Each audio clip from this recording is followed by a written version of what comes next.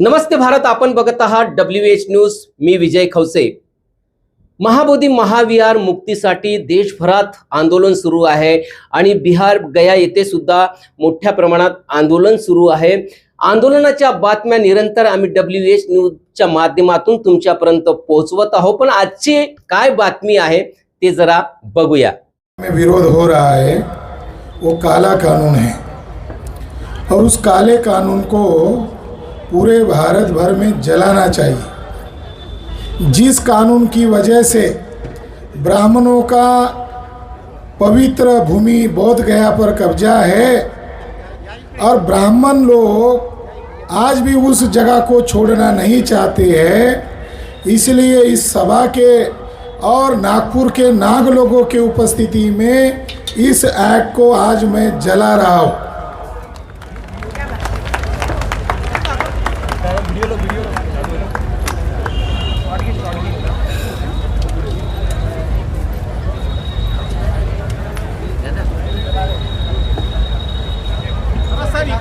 Sir इधर दिखाइए थोड़ा सा। सर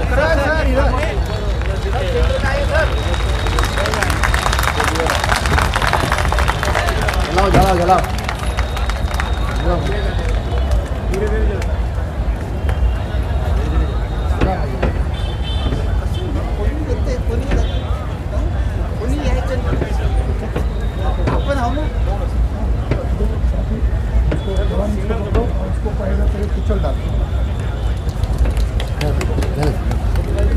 तो अभी मैंने वो जो कानून जलाया, अब उसका मतलब बताता हूँ वो कानून क्या कहता है।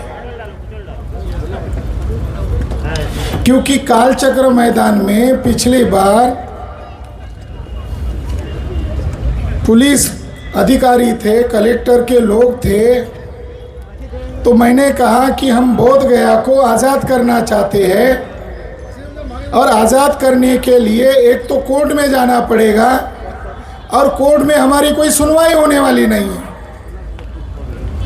तो अगर मैं ये एक्ट जलाता हूँ और बिहार का कलेक्टर मेरे ऊपर अगर FIR करता है तो कोर्ट में जाने का दरवाज़ा अपने आप खुल जाएगा, कोर्ट में तो जाना ही है। ऐसा कह के मैंने जला दिया था। तो उनको लगा रही है तो बहुत सारे सबूतों को लेकर घूमता है, ये तो खतरनाक मामला है और वहाँ जवाब नहीं दे पाएंगे, तो उन्होंने कुछ किया नहीं। तो आज नागपुर में जलाया। प्राचा साहब को कहा अगर मैंने जलाया तो क्या होगा, तो उन्होंने कहा हम लोग किस लिए हैं, हमारा समाज किस लिए है। तो साथियों, BT एक्ट में 1949 को बनाया गया है। धारा नंबर 2 में यह लिखा हुआ है कि महंत ब्राह्मण, शैववादी महंत ब्राह्मण वांशिक आधार पर पीढ़ीजात मेंबर रहेगा। अगर इसकी सादी भाषा में अगर व्याख्या करो तो इसका अर्थ निकलेगा महंत ब्राह्मण महाबोधि महाविहार का मालिक है, इसलिए एक्ट जलाया है। महंत ब्राह्मण का कंट्रीब्यूशन क्या है कि पीढ़ी जात वो मेंबर रहेगा। वो शंकराचार्य को आदर्श मानने वाले लोग हैं।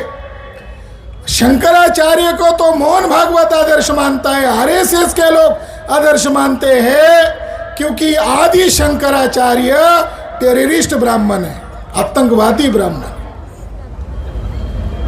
और शंकर दिग्विजय नामक ग्रंथ में यह लिखा हुआ है कि आदि शंकराचार्य ने भिक्षुओं का वेश धारण किया, डुप्लीकेट भिक्षु बने और ओरिजिनल भिक्षुओं का गले काटकर हत्या किया।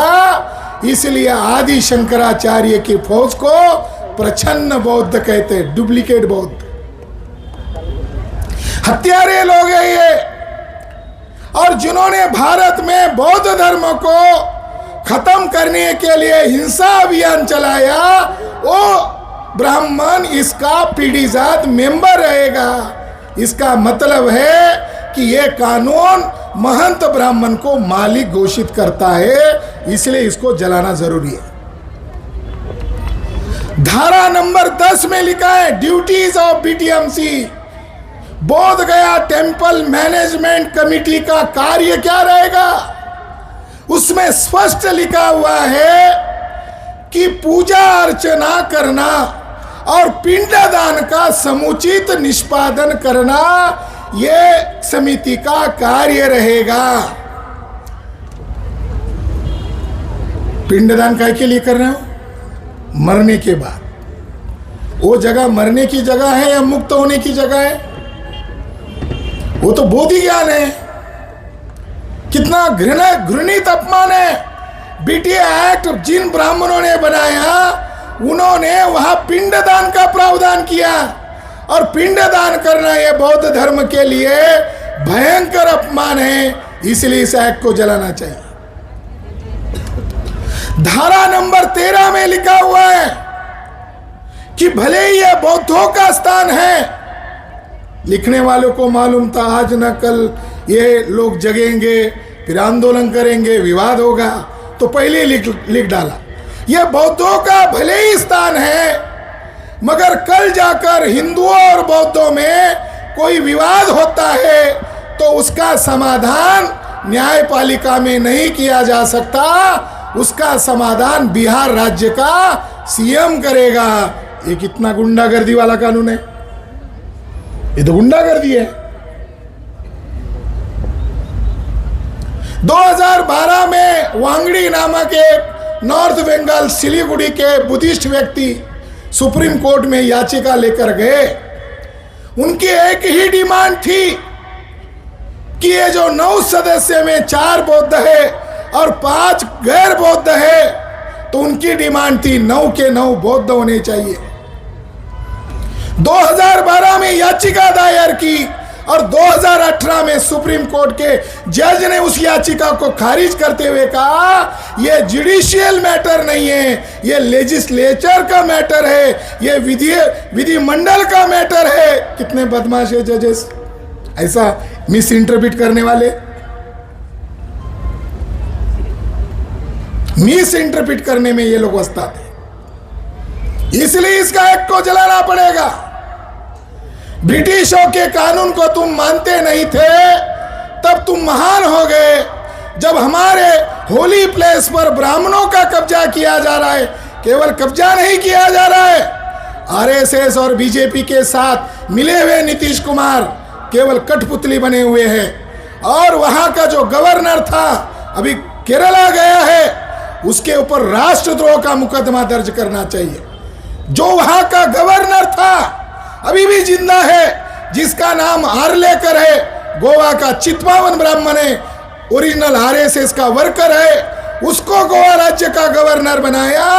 और उसने इंद्रेश कुमार की मौजूदगी में यह कहा यह बोध गया बुद्ध स्थली नहीं है, यह शिव मंदिर है। जो ब्राह्मण चुपके से इसका गलत प्रचार कर रहे थे, आज गवर्नर की यह हैसियत कहां से आ गई? इंद्रेश कुमार कौन है? इंद्रेश कुमार आतंकवादी ब्राह्मण है, मोहन भागवत के बाद सेकंड है। 22 जगह पर बम ब्लास्ट के उसके ऊपर आरोप है। अजमेर शरीफ बम ब्लास्ट में आरएसएस के 3 लोगों को आजीवन कारावास घोषित किया गया है। इस आधार पर हम ये कह सकते हैं आरएसएस कोई देशभक्तों का संगठन नहीं है, आरएसएस आतंकवादी ब्राह्मणों का संगठन है।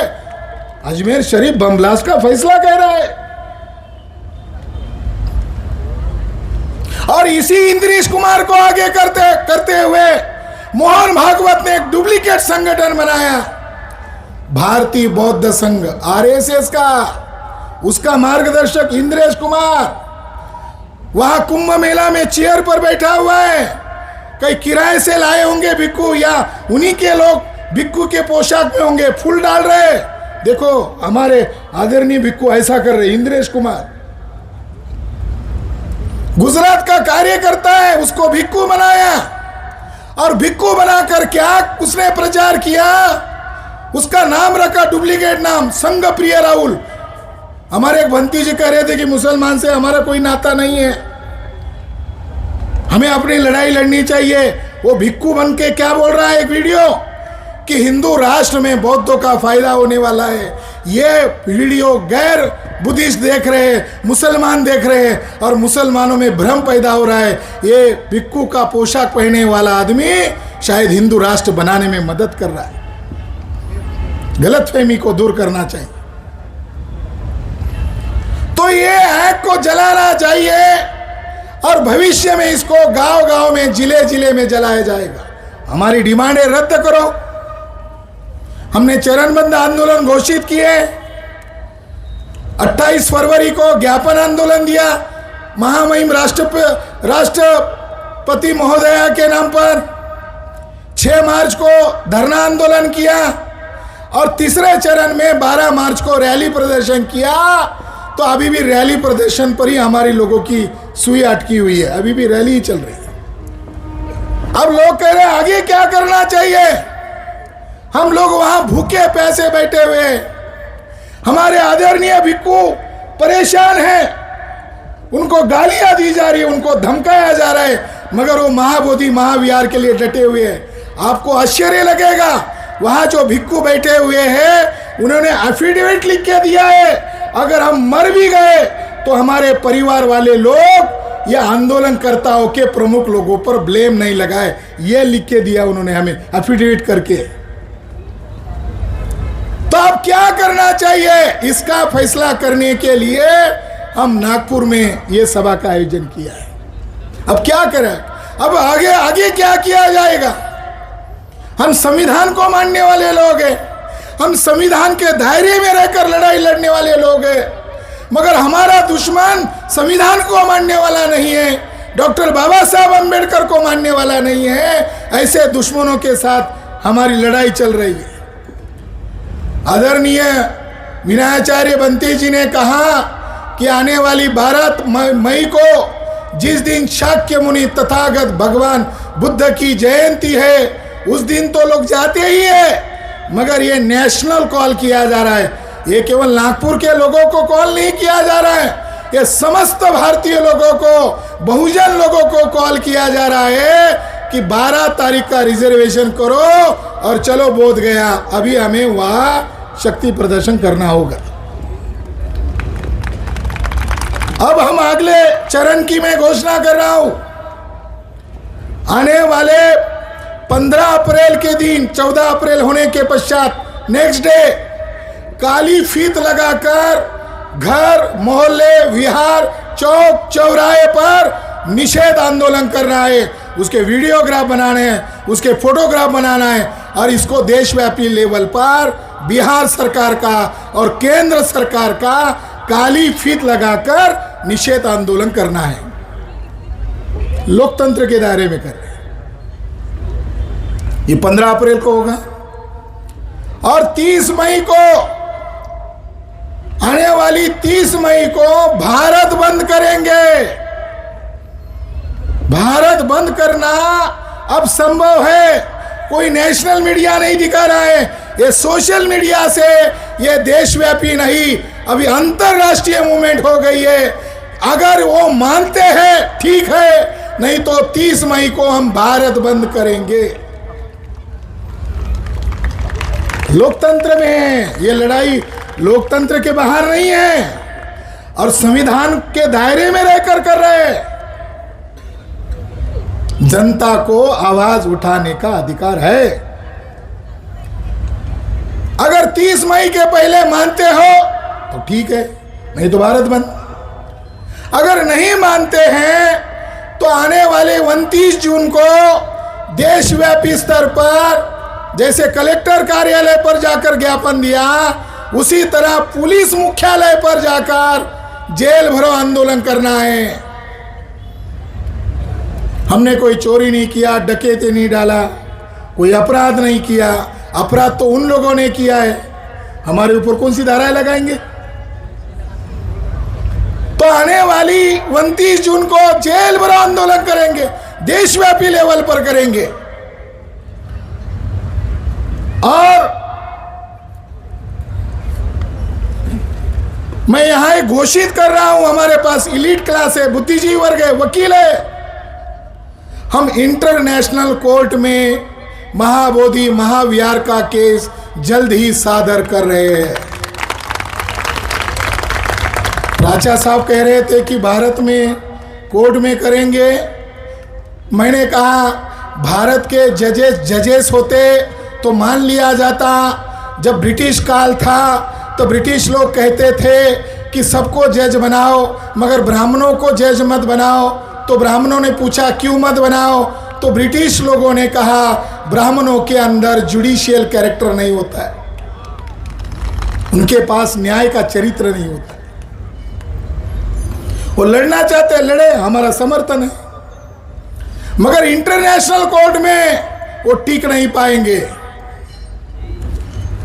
और इस मौके पर यहां पुलिस विभाग है, खुफिया विभाग है, आरएसएस का मुख्यालय भी है और हमारा दीक्षा भूमि भी है।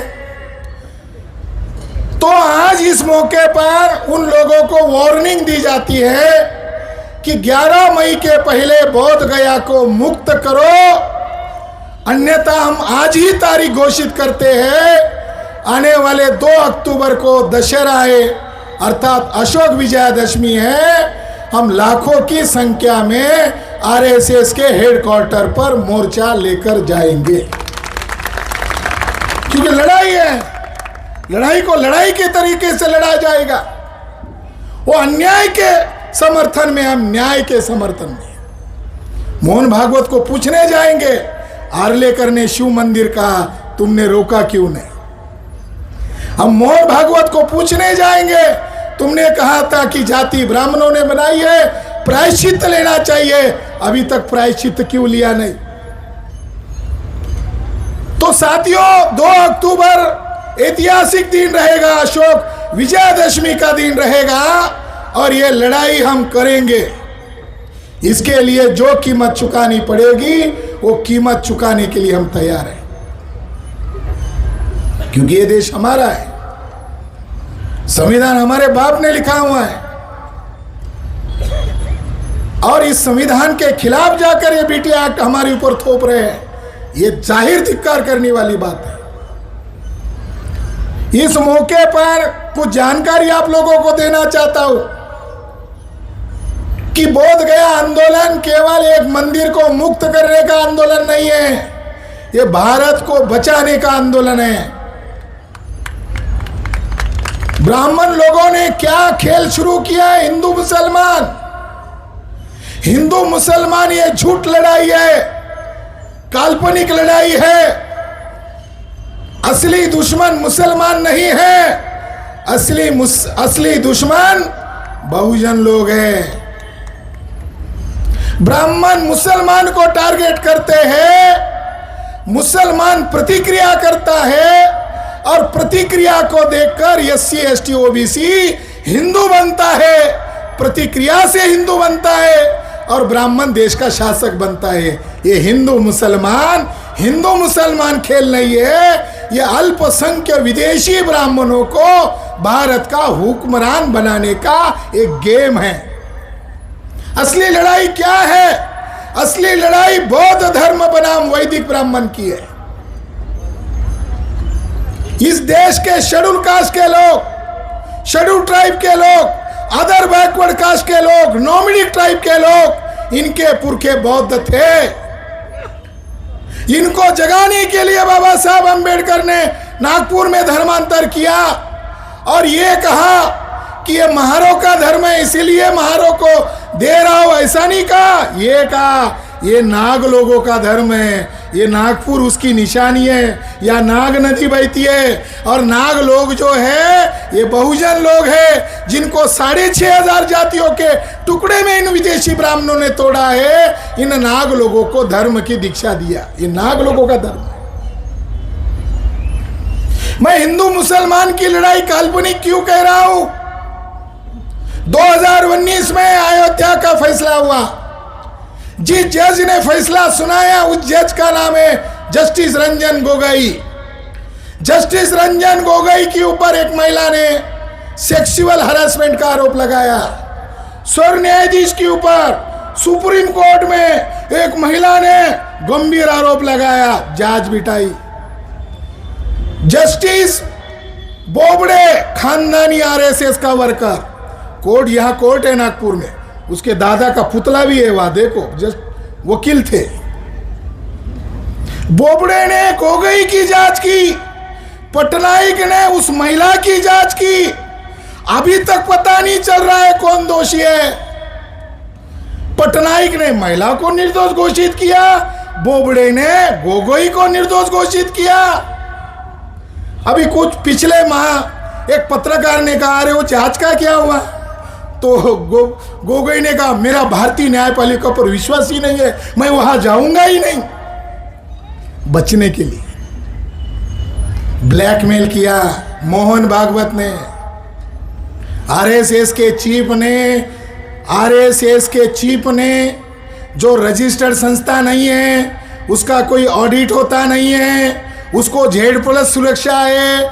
इस व्यक्ति ने भारत के सर न्यायाधीश का ब्लैकमेल किया और ब्लैकमेल में कहा, आपको हम शुद्ध चरित्र का सर्टिफिकेट देते हैं, बदले में हमको जैसा फैसला चाहिए वैसा दो, और इसका बख्शीश तुम्हें राज्यसभा का सीट देंगे।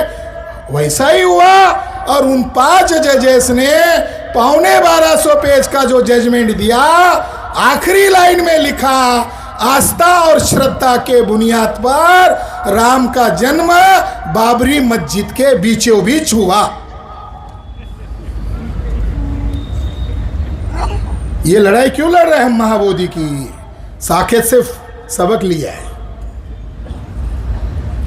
जजेस ने कहा आस्था और श्रद्धा के बुनियाद पर बख्शीश मिला रंजन गोगोई को, और अब मुझे लग रहा है कि जो जस्टिस चंद्रचूड़ थे उनका भी सेटिंग हुआ, उनके साथ भी समझौता हुआ। बाद में उनको, बोबड़े के बाद उनको सर न्यायाधीश बनाया। और चंद्रचूड़ भी कितने महान ब्राह्मण है, उनको जज रहना चाहिए था, उनको अपनी सीमा में रहना चाहिए था।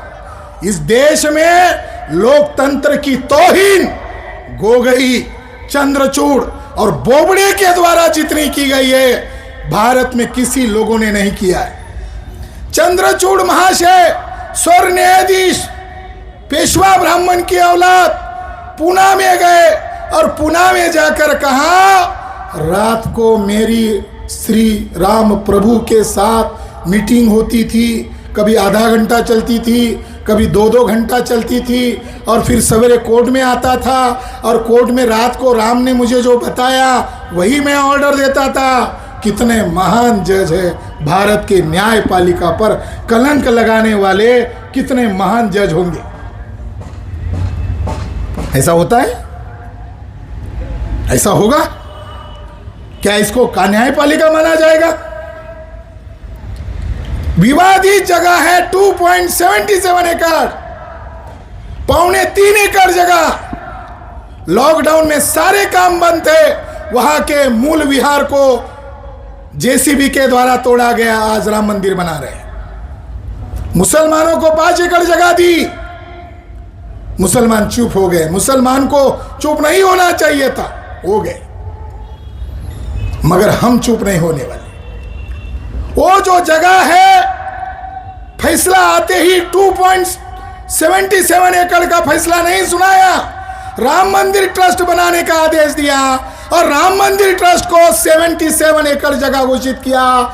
2024 दिसंबर के आखिर तक 109 एकड़ जगह घोषित हो गया। उस 109 एकड़ में राम मंदिर के बाउंड्री के अंदर और बाउंड्री को लगे हुए 4 अशोक राजा के स्तूपाज है, और उसमें से एक स्तूपा के अंदर शाक्य मुनि तथागत बुद्ध के शरीर के अवशेष है। वो आज राम मंदिर ट्रस्ट वाले उसको तोड़ना चाहते हैं।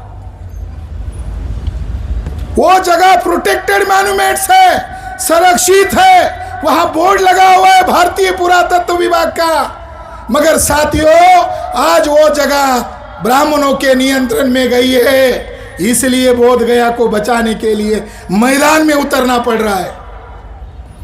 उस स्तूपाज को बचाया जा सकता है, उस स्तूपा के बारे में लोगों को जानकारी नहीं है। बुद्ध साकेत में 6 वर्ष रुके थे और वहां पर उनको एक संगाराम दान मिला था और अशोक राजा ने 4 बड़े स्तूप बनाए थे। जहां पर राम ने आत्महत्या की है वहां एक घाट है, कहते हैं कि राम उसमें डुबकी मारा, उसके शिष्य उसके पीछे गए और सीधा स्वर्ग चले गए, इसलिए वहां डुबकी मारने की आज भी परंपरा है। उसकी सीढ़ियां चढ़कर आप ऊपर आओगे तो वहां एक मंदिर है, उस मंदिर का नाम नागेश्वर नाथ टेम्पल है और उस नागेश्वर नाथ टेम्पल का भारत का एकलौता शिवलिंग है जिसको कमल की पंखुड़ियां है। शिवलिंग को कभी कमल की पंखुड़ियां नहीं होती है, मगर अयोध्या में अर्थात साकेत में जो मंदिर है, जो मंदिर बन रहा है राम मंदिर, कुछ मीटर अंतर पर एक मंदिर है जिसका नाम नागेश्वर नाथ टेम्पल है। उसका शिवलिंग को कमल की पंखुड़ियां है। पुरातत्वज्ञ भारत सरकार का रिपोर्ट कहता है वो कमल की पंखुड़ी वाला शेर स्तंभ का ऊपरी हिस्सा है, जो अशोक स्तंभ का लाट का ऊपरी हिस्सा है। इन विदेशी ब्राह्मणों ने उसको जमीन में उल्टा गाड़ दिया, अब उसको शिवलिंग के नाम पर पूज रहे हैं। कितने नालायक ब्राह्मण हैं कि जिन्होंने हमारे अशोक राजा के शेर को उल्टा जमीन में गाड़कर कब्जा किए हुए हैं। तो इसीलिए साकेत का मामला अभी विवादित बन गया है, हल नहीं हुआ है। उसको भी हम इंटरनेशनल कोर्ट में महाबोधि महाविहार के क्लब के साथ लेके जा रहे हैं। साथियों, महाबोधि महाविहार मुक्ति आंदोलन अनागारिक धर्मपाल जी ने शुरू किया था। श्रीलंका के वो भिक्खु थे, 1893 में भारत में आए, खंडहर बनी हुई जगह को देखा, महाबोधि नामक संस्था का निर्माण किया और 1895 में वो शिकागो गए, अमेरिका गए और वहां विश्व धर्म सम्मेलन का आयोजन किया। उस सम्मेलन में उनके साथ विवेकानंद भी गए थे। विवेकानंद कायस्थ जाति के थे, विवेकानंद ब्राह्मण नहीं है, वर्ण व्यवस्था में बाला साहब ठाकरे के जाति के, कायस्थ शूद्र। वहां वो हीरो नहीं हुए। आरएसएस ने उनके नाम पर युवक दिन घोषित किया और झूठा प्रोपेगेंडा किया, युवक दिन। असली हीरो बने अनागारिक धर्मपाल, जिसको भुला दिया गया। धर्म परिषद होने के तुरंत बाद अनागारिक धर्मपाल शिकागो से निकलकर जापान में गए, टोक्यो शहर में गए और बौद्ध देशों ने उनको कहा कि हम आपको 18 फीट बुद्ध की मूर्ति भेंट कर रहे हैं और उस महाबोधि महाविहार में जाकर रखो। अगर महंत या अंग्रेज इसको रोकता है तो हम लोग दुनिया के बौद्ध लोग भारत के ब्राह्मणों को भी देखेंगे और ब्रिटिश लोगों को भी देखेंगे। मूर्ति लाकर रखा, 40 लोग थे, उनके साथ उनकी माता थी, उनका जो महाबोधि सोसाइटी ऑफ इंडिया जो संस्था थी उसके अध्यक्ष महाथेरो सुमंगला भी वहां उपस्थित थे। उनके ऊपर जानलेवा हमला किया, बुद्ध की मूर्ति को फेंका गया, पूजा की सामग्री को लात से दूर धकेला गया। तो ब्रिटिश लोगों ने आईपीसी की धारा के तहत मुकदमा दर्ज किया और 1895 में गया मैजिस्ट्रेट के सामने जस्टिस, मैं इस जगह का मालिक हूं इसलिए मैंने इनकी पूजा को विरोध किया। तो महंत को पूछा कि सबूत क्या है, तुम इस जगह का मालिक हो? कोई ताम्रपट है, कोई अभिलेख है, क्या है तुम्हारे पास? तो उसने कहा मेरे पास पुराण है और हमारे पुराण में कहा है कि सिद्धार्थ बुद्ध का हमारे साथ कोई संबंध नहीं है, जो सिद्धोधन का पुत्र है उसके साथ हमारा कोई संबंध नहीं है, हमारा संबंध विष्णु का जो अवतार बुद्ध है उसके साथ हमारा संबंध है। मैकफरसन ने कहा तो तुम्हारे ग्रंथों में उस बुद्ध की तारीफ की है, गालियां दी है, तारीफ तो करनी चाहिए। तो अलग अलग धर्म ग्रंथों को दिखाया, रामायण में बुद्ध को चोर कहा, अगर अवतार है तो चोर क्यों कह रहे हो? ब्रह्मांड पुराण की कॉपी दिखाई गई कोर्ट के चेंबर में और उसको पढ़ने को कहा तो उसमें लिखा हुआ था कि किसी भी ब्राह्मण को बुद्धालय यानी बुद्ध विहार नहीं जाना चाहिए, बुद्ध के मूर्ति का चेहरा देखना नहीं चाहिए। अगर गलती से भी देख लिया तो उसका अगला जन्म जो है जानवर के रूप में होगा, गधे के रूप में होगा, लिखा हुआ है। तो कोर्ट ने कहा अगर बुद्ध तुम्हारे विष्णु का अवतार है तो बुद्ध का चेहरा देखना पाप क्यों मान रहे हो? साथियों, वो सिद्ध नहीं कर सका, मगर उस कोर्ट से एक बात सिद्ध हो गई। राठौड़ सर, आप जो बुद्ध धर्म को ओबीसी में फैला रहे हैं, उस कोर्ट में यह बात सिद्ध हुई कि भारत के तमाम पिछड़े वर्ग के लोग पूर्वाश्रमी के बौद्ध है। महाबोधि महाविहार का जजमेंट कहता है जगन्नाथपुरी बौद्धों का है। ये जो शंकराचार्य के जो 4 धाम है, ये महाविहार है। ये इस कोर्ट से सिद्ध हुआ। आखिरी में उस जजमेंट में यह कहा गया कि इसको सूली पर चढ़ा दिया जाए तो भी कम है इस मंद को, इसको आजीवन कारावास दिया जाए तो भी कम है, मगर वो सन्यासी होने के नाते उसको 1 महीने का कारावास की सजा सुनाई देते हैं और 100 रुपए का जुर्माना देते हैं। अगर 100 रुपए का जुर्माना नहीं दिया तो 15 दिन की ज्यादा जेल होगी। तो आज महंत ब्राह्मण उछल रहा है।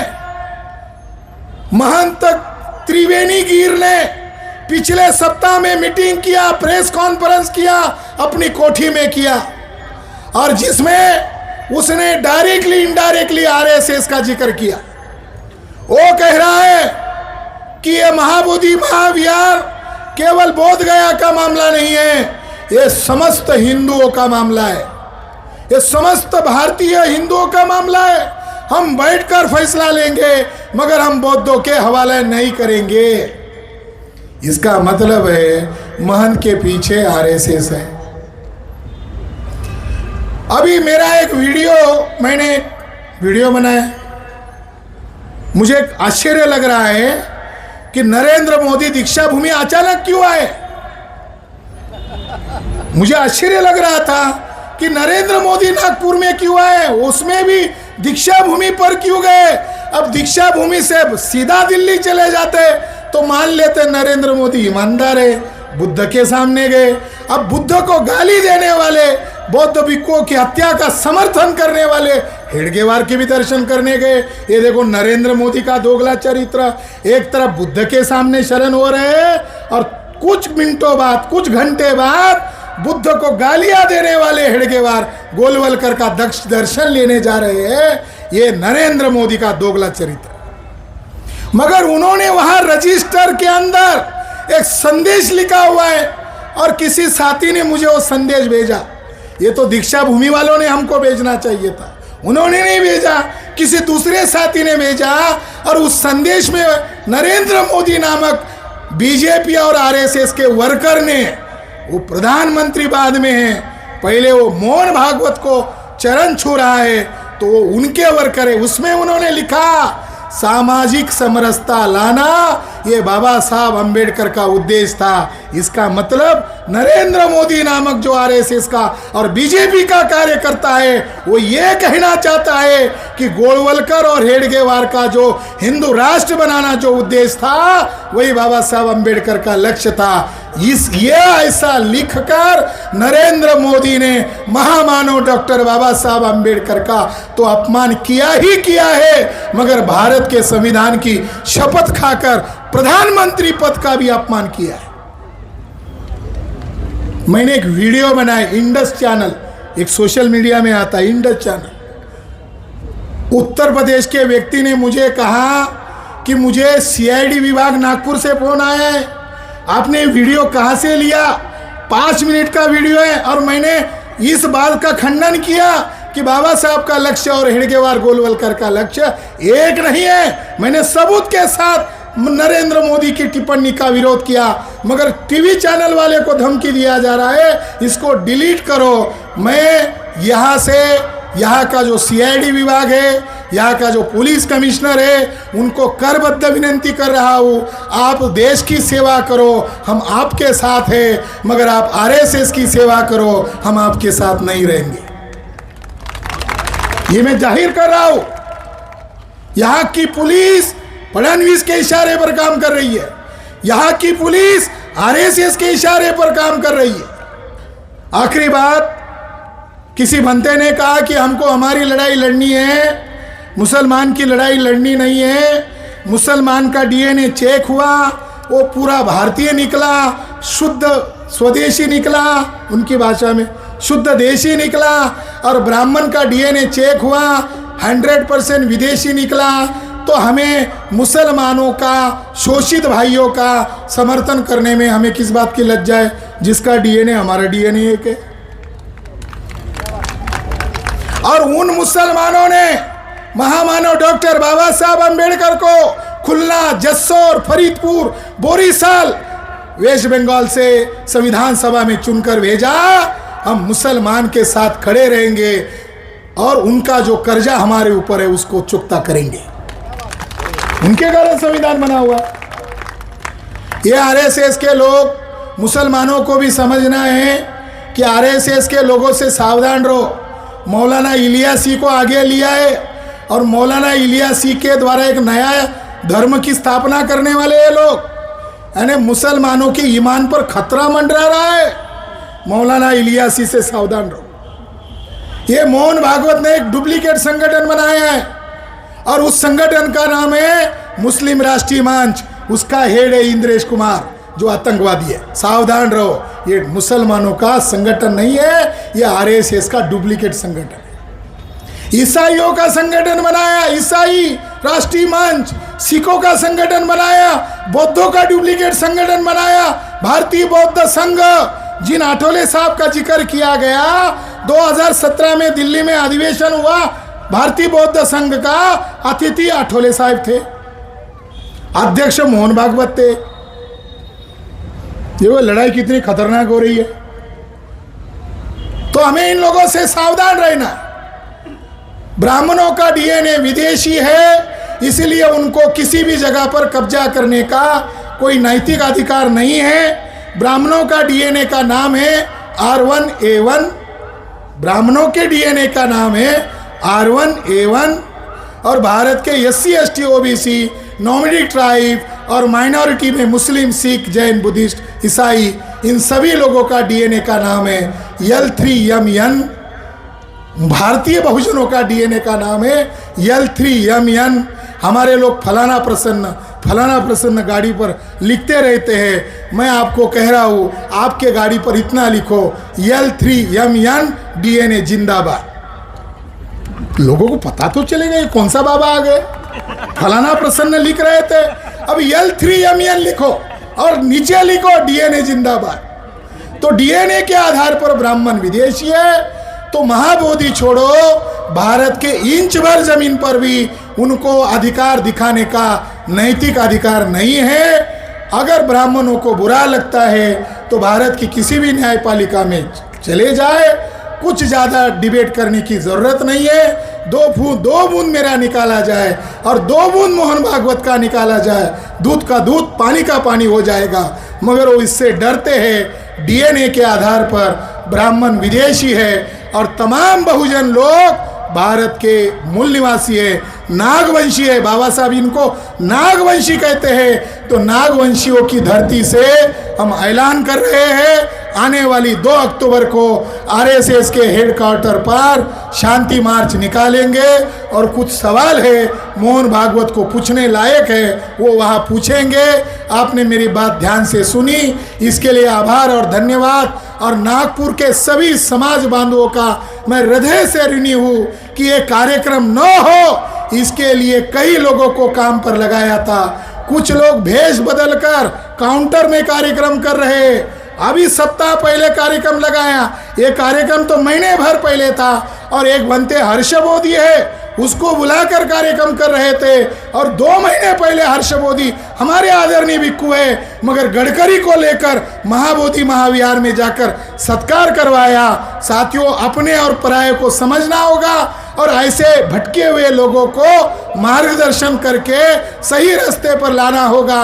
जो चरणबद्ध आंदोलन है, इसको आगे चलाना है। नमो बुद्धाय, जय भीम।